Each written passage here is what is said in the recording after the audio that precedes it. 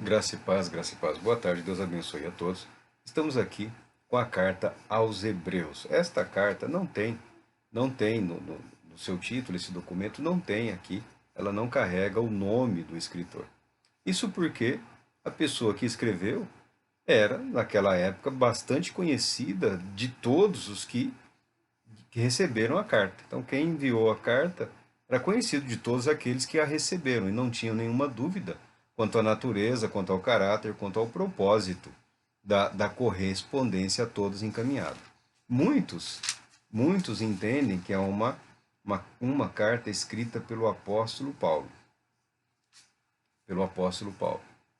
né? Pelo conhecimento, pela profundidade. Outros não querem que pertença ao apóstolo Paulo, porque fala que é um estilo diferente.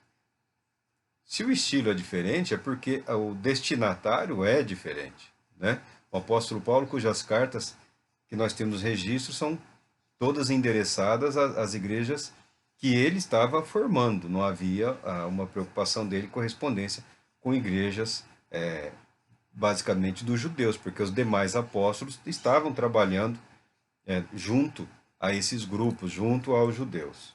Então, não é, não é importante, não é prioridade tentarmos aí justificar se foi ou não foi o apóstolo Paulo. O importante é que essa carta ela é um poderoso tratado teológico que exalta Jesus Cristo, que coloca Jesus Cristo na posição que ele efetivamente, realmente ocupa diante de Deus, o Pai. E ele começa assim: havendo Deus, desde a antiguidade, falado em várias ocasiões e de muitas formas aos nossos pais, por intermédio dos profetas, nestes últimos tempos, nos falou mediante seu Filho, a quem constituiu herdeiro de tudo que existia e por meio de quem criou o universo. Havendo Deus falado desde a antiguidade aos nossos pais, e de muitas formas, de muitas maneiras, é uma identificação de um judeu. É alguém da cultura judaica, alguém que teve a sua religiosidade, a sua vida, né, pautada na fé judaica e conheceu a fé em Cristo Jesus em algum momento. Então ele inicia essa carta escrita ao povo judeu, ou se você quiser dizer mais segmentado, à igreja judaica, por assim dizer, essa parece mais uma carta aberta, uma carta que tem o objetivo, né, de expressar a plena convicção de que Jesus é o Messias prometido por Deus através de Israel, através dos judeus. O escritor é de origem judaica. O escritor é um cristão verdadeiro. E ele diz: Deus, desde a antiguidade, fala. Deus nunca ficou sem testemunho de si mesmo. E ele fala dos pais, uma referência a Abraão, a Isaac, a Jacó, a José, a Moisés. Ele fala de toda uma tradição religiosa dos judeus, dizendo que Deus sempre se comunicou com o seu povo e com a humanidade através do povo por ele escolhido, principalmente através dos profetas por Deus levantados para anunciarem e proclamarem a sua palavra. Tá? Ele, como cristão, ele como temente a Deus, ele como conhecedor da verdade, da revelação, sim, de Deus à humanidade, ele não dispensa a verdade da fé do judaísmo. Não é porque é cristão que nada mais presta, nada mais serve, nada mais tem valor, nada mais tem significado. As coisas não são bem assim. As coisas não são bem assim. Por sermos cristãos, somos capazes de reconhecer todo o bem que Deus tem realizado nas nossas vidas, desde os nossos pais, os nossos avós, bisavós, tataravós. Pessoas que de alguma maneira ou de diversas maneiras, Deus se fez revelar na vida delas. Deus fez anunciar a sua palavra na vida daquelas pessoas, até que chegou até nós, cujo discernimento, cujo propósito, cuja dedicação, cujo louvor a Deus deve ser mais intenso do que os nossos antepassados, porque nós temos conhecimento de algo completamente novo que Deus realizou. Tempos difíceis, tempos do fim. E num país chamado Brasil, as pessoas gostam de viver debaixo dessa tragédia. Gostam de viver debaixo dessa expectativa de terrível, de tenebroso, de que vai acabar, vai destruir. Porque é uma oportunidade para muitos justificarem as suas ações, justificarem a sua vida, justificarem o seu caráter ou falta dele, justificarem os seus objetivos ou a falta deles. Ah, não vai dar nada certo, o mundo está acabando, esse país não tem mais jeito, a igreja não tem mais jeito, ninguém mais quer saber de Deus, ninguém quer saber da palavra de Deus, ninguém quer saber de oração, ninguém quer saber de jejum. Tentar enxergar a vida sob esse prisma é algo terrível, exaustivo, cansativo e não ajuda absolutamente ninguém. Tempos difíceis, tempos terríveis, tempos do fim. Uns 2000 anos, quase 2000 anos, também estava chegando o fim. E de fato chegou o fim.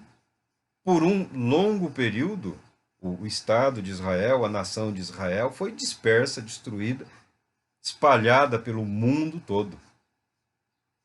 Não era o fim que todos imaginavam, que todos acreditavam, mas foi o fim de uma era. Foi o fim de uma era. Enquanto nação, enquanto povo, eles foram dispersados. E foi muito tempo, só recentemente aí, não tem um século ainda, não tem um século, que o Estado de Israel foi restaurado politicamente. Existe aí a nação de Israel, o povo de Israel. Não é um Estado religioso, né? Não é um Estado religioso, mas é o Estado de Israel. Está lá. Como as coisas sucederão, isso é algo que Deus vai nos mostrando a cada dia.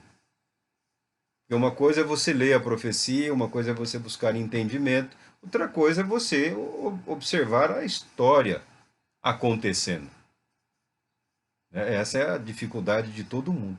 Mas o escritor aqui, ele fala, nestes últimos tempos, nos falou mediante seu Filho, a quem constituiu o herdeiro de tudo o que existe e por meio de quem criou o universo. Já fala duas coisas a respeito, duas não, fala três coisas a respeito de Jesus Cristo aqui. Só nesse segundo versículo, nesses últimos tempos, a palavra de Deus se manifestou na pessoa de Jesus Cristo. Por isso ele é a palavra viva. Por isso ele é o verbo encarnado. Porque ele expressa na sua vida a inteireza, a totalidade do propósito de Deus para com a humanidade, para com a criação. Você busca profecia, você busca revelação, você busca conhecer, saber e discernir qual é a vontade de Deus? Jesus Cristo. Jesus Cristo. A dedicação à leitura da Bíblia, a leitura dos evangelhos, a busca de compreensão, discernimento nos ensinos dos apóstolos, nas diversas cartas, nas cartas escritas, na revelação de Jesus Cristo para João, na ilha de Patmos, Apocalipse. Você está estudando, você está aprendendo o que Deus disponibilizou a toda a humanidade com relação ao que ele pretende. Jesus Cristo é a profecia viva, é o verbo encarnado. Deus que se faz homem, através desta vida, manifesta o seu querer, o seu amor, o seu poder. Cristo demonstra, Cristo declara, Cristo vive, Cristo rompe o poder das trevas, da morte, do inferno, para dizer exatamente o oposto do que a maioria das pessoas dizem. Deus se importa, sim. Toda essa destruição, toda essa morte, todo esse desespero não é a vontade de Deus. Não é o propósito de Deus. Quer saber o propósito de Deus? Quer saber o que Deus tem para a sua vida? Jesus Cristo. É em Jesus Cristo que a profecia, que a palavra profética ganha vida, ganha corpo e se expressa de maneira plena e perfeita, a tal ponto que toda criatura é capaz de compreender através de Cristo Jesus qual é o propósito de Deus para nós. A esse Jesus, o Cristo, Deus constituiu herdeiro de tudo. Tudo só pode ser o universo, o tudo. Não diz que o Cristo se tornou herdeiro de algumas coisas. Diz que ele se tornou herdeiro de todas as coisas. Por quê? Porque ele é o agente da criação. Foi por meio de Cristo que Deus criou o universo. Muitos cristãos têm dificuldade com o livro de Gênesis. Têm dificuldade com o livro de Gênesis, o livro das origens. Esse escritor aqui também, não só ele, como também João, ele segura a palavra profética, ele mantém a palavra de Deus na sua totalidade, na sua inteireza. No princípio criou Deus os céus e a terra, através da palavra, que é Cristo Jesus. Deus estava em Cristo reconciliando consigo mesmo o mundo. Você quer profecia? Você quer revelação? Estude os evangelhos, estude a palavra de Deus, medite na palavra de Deus, entregue tempo em oração, entregue leitura, tempo de leitura, tempo de devoção. Alimente-se da palavra de Deus, permita que a palavra de Deus faça parte da sua vida, da sua memória, da sua mente, dos seus pensamentos. Você estará criando possibilidades para que o Espírito Santo, de fato, possa guiar a sua vida. Que adianta ficar gritando, Senhor, Senhor, Senhor, eu acredito, ó Deus, envia isso, Pai, um sinal, se não tem nada, nada, nada da palavra de Deus. Só o desespero, só o medo e só a ansiedade que a vida apresenta para todos hoje em dia. E tem apresentado medo, desespero e ansiedade para toda criatura. Mas nós temos aqui uma ferramenta dada por Deus. Custou tudo para Deus. Para você, para mim, para nós, o nosso tempo, a nossa dedicação, porque foi dado gratuitamente. O seu Senhor e Cristo, ele é a promessa de Deus desde o jardim do Éden. Ele é a semente da mulher que esmaga a cabeça da serpente, ao mesmo tempo em que a serpente o fere. Ele é o prometido. A primeira profecia de eu restaurarei a comunhão e a vida que vocês abriram mão será restaurada. Será restaurada por quem? Por Jesus o Cristo, o herdeiro de todas as coisas, por ser ele o criador de todas as coisas. Ele é o resplendor da glória e a expressão exata do seu ser, do ser de Deus, sustentando tudo o que há pela palavra do seu poder. Depois de haver realizado a purificação dos pecados, ele se assentou à direita da majestade nas alturas, tornando-se tão superior aos anjos quanto o nome que herdou é ainda mais excelente do que eles. Jesus, a palavra de Deus declara, ele está exaltado acima de todo poder, de todo domínio, de todo principado, de toda potestade, de toda criatura, de todo ser celestial. Ele é aquele que fala, vinde a mim, para que você possa permanecer onde eu estou, ou seja, à destra do Pai, em comunhão com o Pai, recebendo do trono da graça a vida que nos restaura, que nos renova, que nos permite ir além de nós mesmos. Está tudo em Cristo Jesus.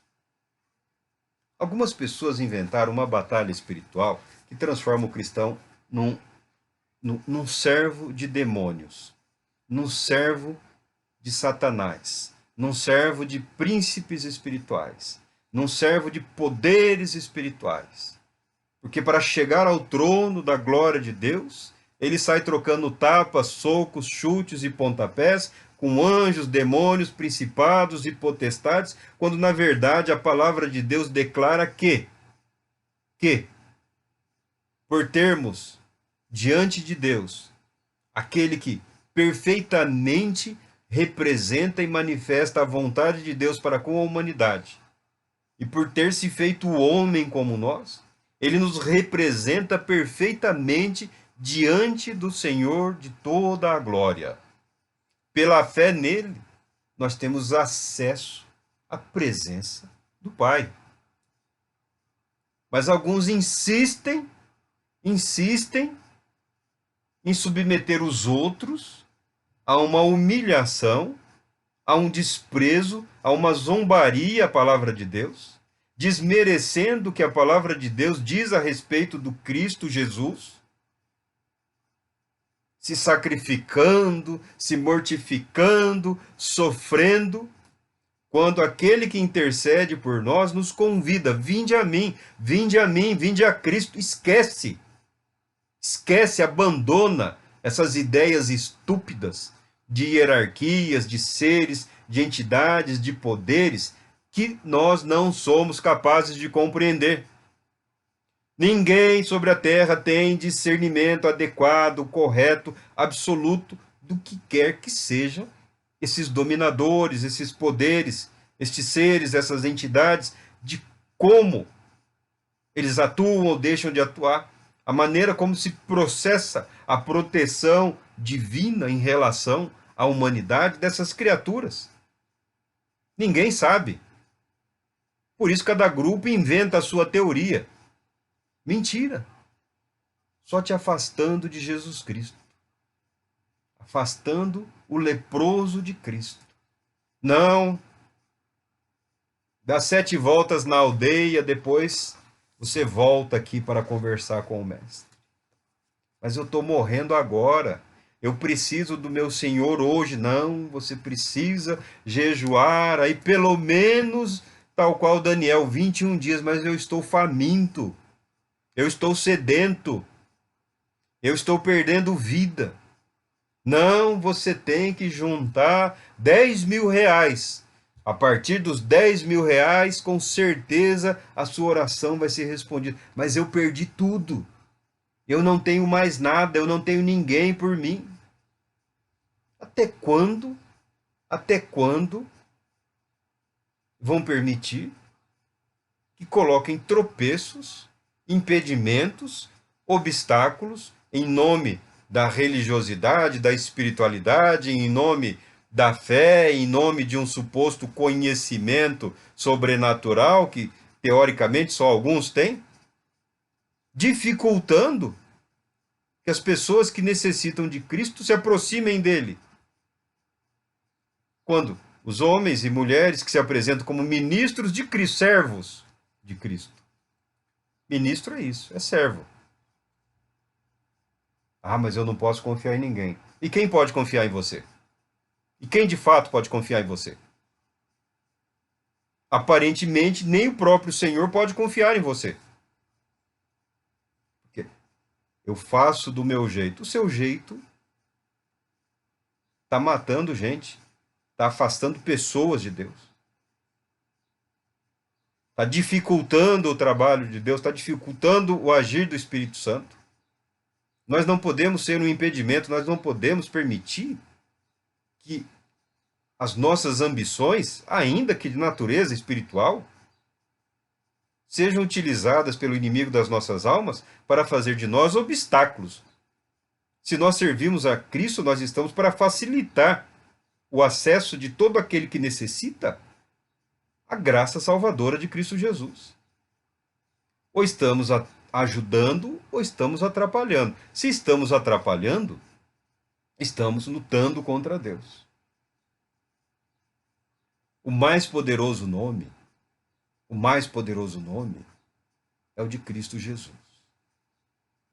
Porque está acima de toda e qualquer manifestação de poder espiritual ou não. É o nome de Cristo Jesus. Nome que não deveria ser invocado em vão. Nome que não deveria ter sido tão banalizado.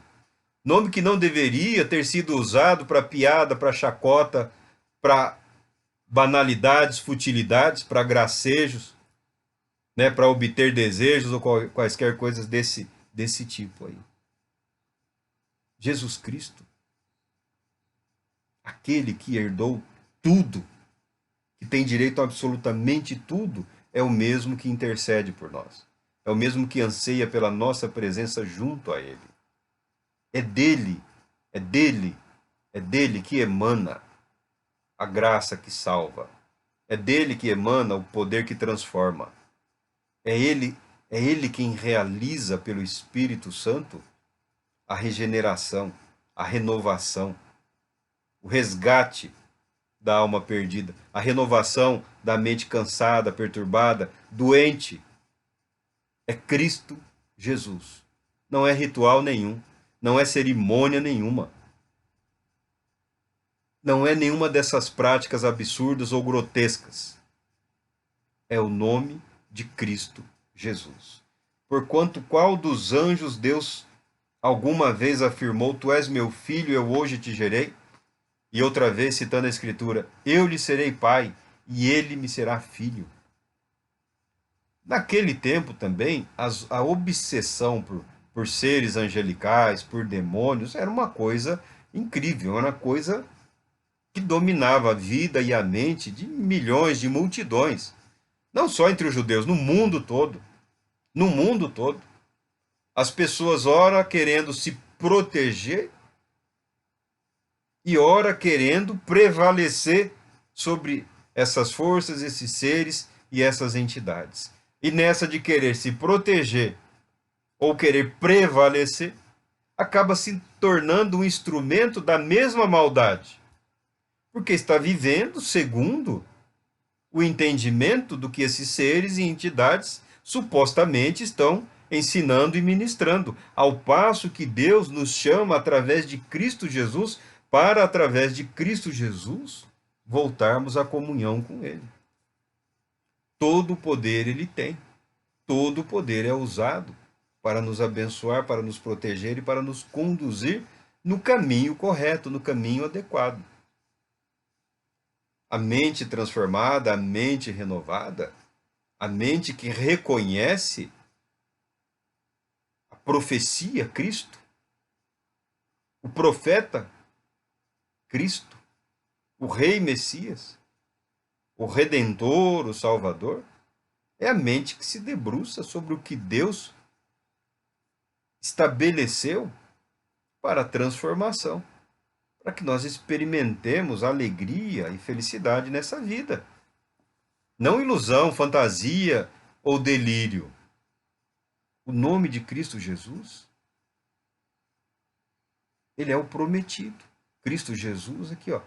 Nenhum anjo, nenhum ser celestial, por mais poderoso, ele foi criado. Nenhum deles jamais foi ou será chamado de filhos.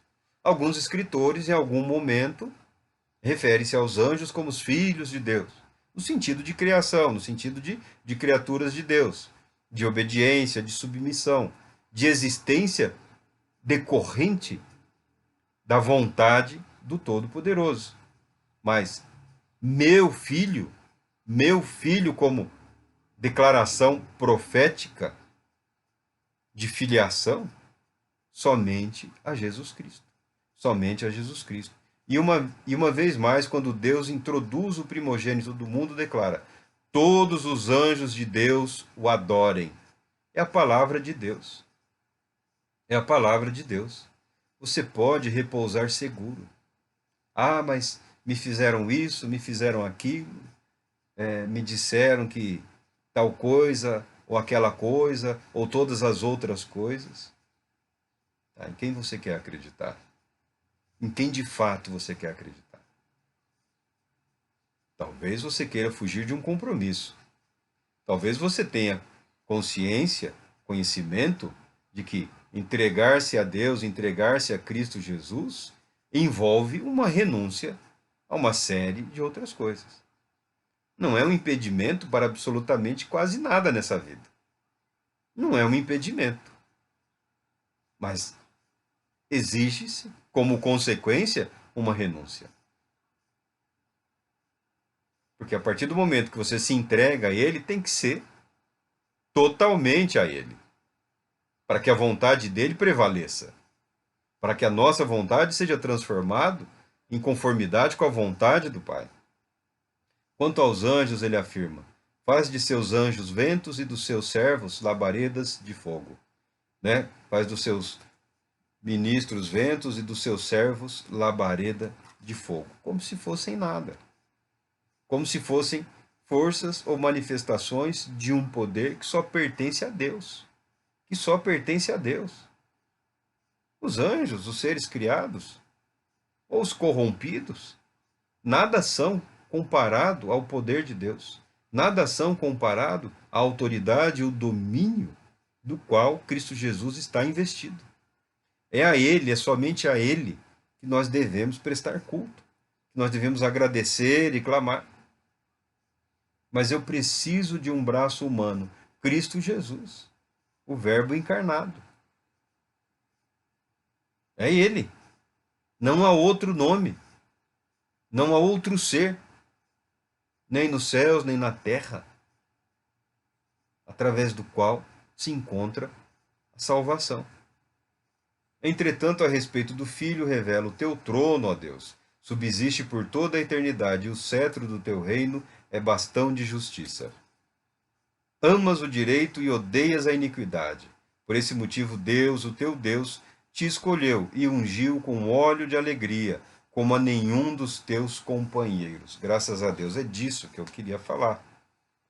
Abordamos aqui alguns textos, algum material que fala da alegria, fala alegrai-vos, alegrai-vos, alegrai-vos. Ele fala, como pode-se exigir alegria de uma pessoa no momento em que nós estamos vivendo? Ou como se pode esperar que a pessoa demonstre, né, essa alegria?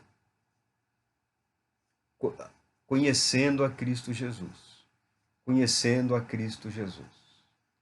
Porque Ele, na sua perfeição, nos seus atos de perfeita obediência a Deus, na sua total submissão a Deus, no ato de mostrar à humanidade que Deus não é só um Deus, um juiz irado. Deus é um pai amoroso. Deus é um pai cuidadoso. Deus é um pai que se alegra com a chegada dos seus filhos, com o regresso daqueles que estavam distantes. Deus é um Deus que espera graciosamente a volta daqueles a quem ele chama. E a Bíblia fala de Cristo Jesus, de uma unção. Esse ato de ungir era comum no Antigo Testamento em relação a reis, sacerdotes e profetas. Reis, sacerdotes e profetas eram ungidos de uma maneira especial, com um óleo especial, com um propósito especial devido à natureza totalmente diferenciada dos ofícios que eles desempenhariam junto ao povo em obediência a Deus. O hábito de ungir também tornou-se comum nos povos daquela época. Né? Tornou-se comum esse untar-se para proteger do sol, do calor, né? E para uma série de outras coisas. Mas a cerimônia, né? De ser empossado, o sumo sacerdote, Arão, lá, quando é eleito, é escolhido por Deus e é empossado por Moisés, Davi, quando é ungido pelo profeta Samuel, né? E os profetas, quando levantavam outros segundo a vontade de Deus, tinham esse ato de ungir. Mas a Bíblia fala aqui que Deus, o único Deus, ungiu a Cristo com óleo, com azeite de alegria. Deus te ungiu, te escolheu e te ungiu com óleo de alegria. Diz respeito à perfeita aceitação e o perfeito prazer de Deus em Cristo Jesus e na obra por Ele realizada. é um ato como que de reconhecimento. Com Deus o ungiu com óleo de alegria. Ele foi escolhido, ele se dispôs e ele cumpriu. E a alegria de servir a Deus na vida de Cristo Jesus foi algo extraordinário. Jesus Cristo era incrivelmente bem-humorado. Muito embora a Bíblia também declare que ele é um homem de dores e que sabe o que é o sofrimento, sabe o que é a perda, sabe o que é abandono, sabe o que é a dor. E por isso ele pode interceder perfeitamente por todos os que se achegam a ele, porque ele sabe as limitações da condição humana, porque ele viveu nessa condição, ele suportou as limitações da humanidade. Alegria tem a ver com reconhecimento. Alegria tem a ver com consciência. Alegria tem a ver com ocupar a posição que lhe compete por direito. Daí vem a alegria. Daí vem a paz. Daí vem a fé, a certeza, a confiança.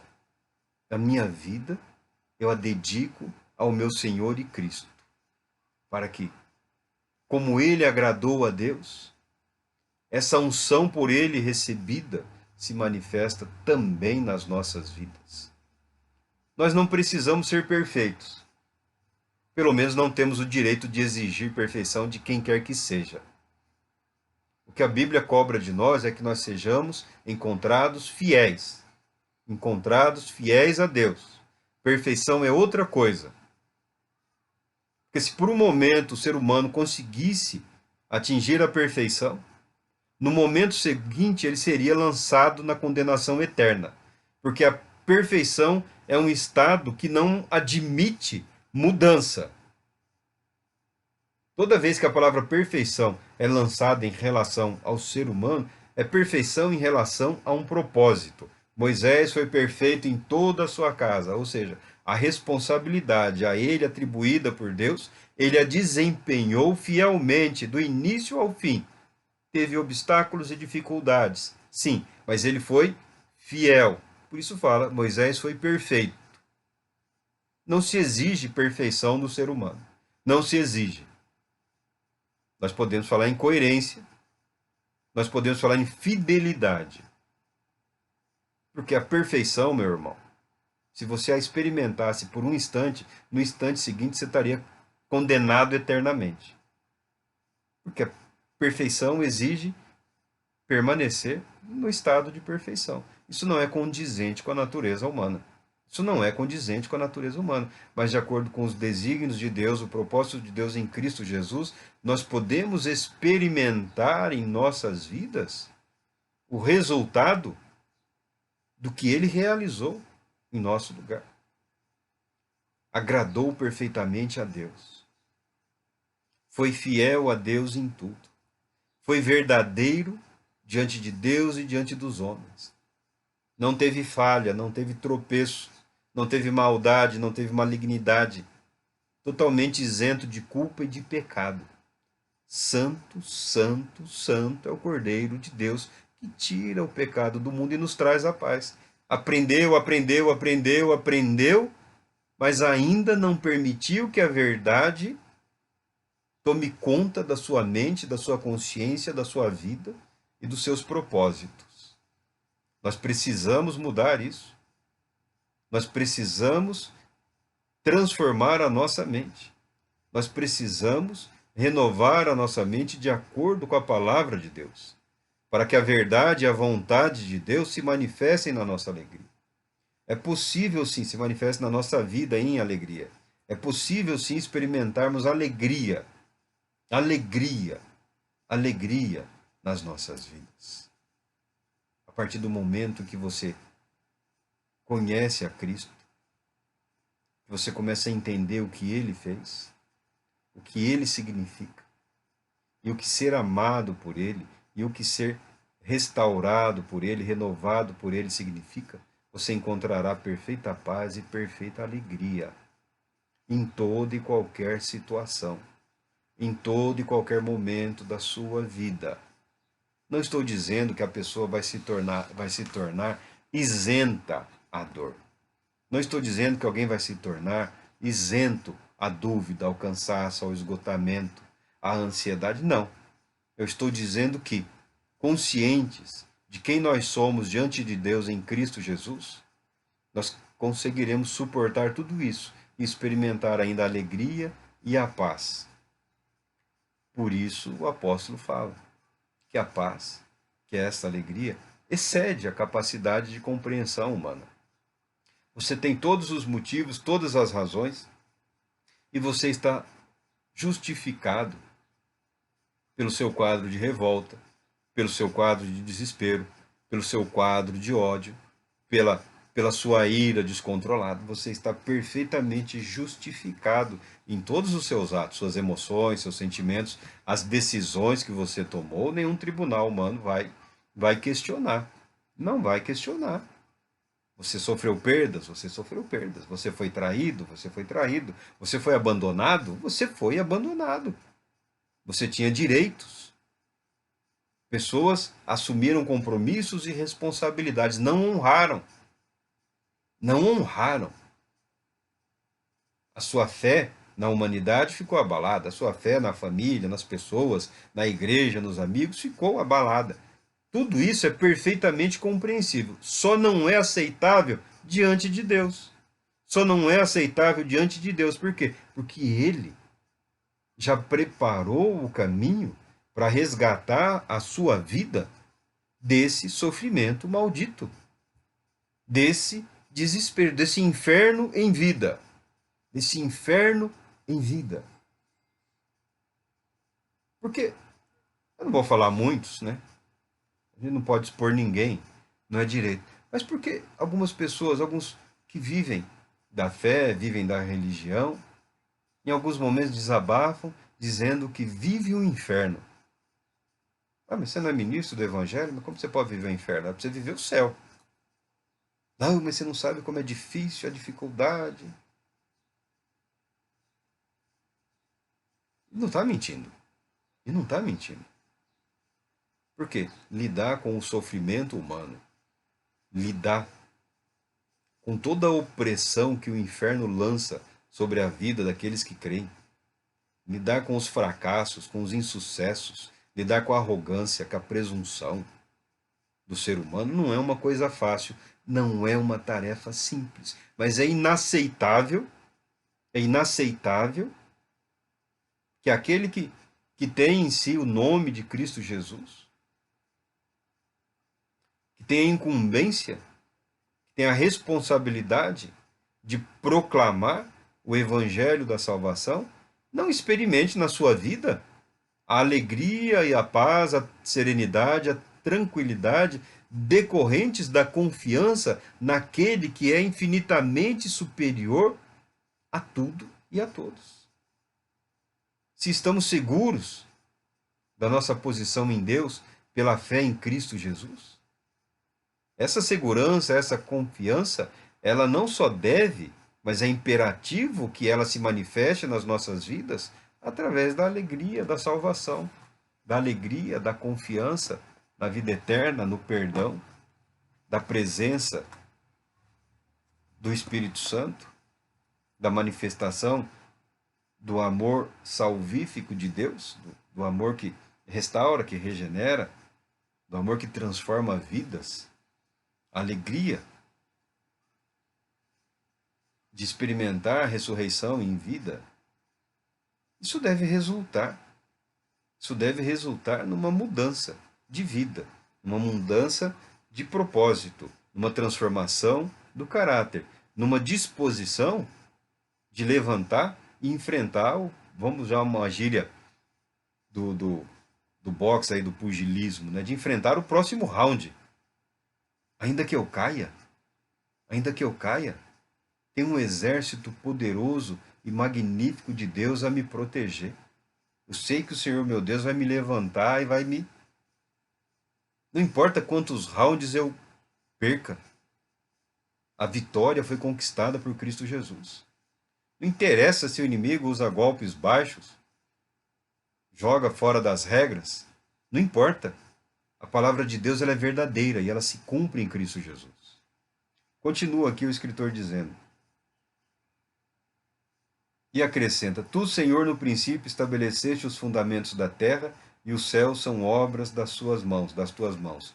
Eles perecerão, mas tu permanecerás. Envelhecerão como vestimentas, e como um manto tu os enrolarás, e como roupas serão trocados, mas tu és imutável, e os teus dias não terão fins.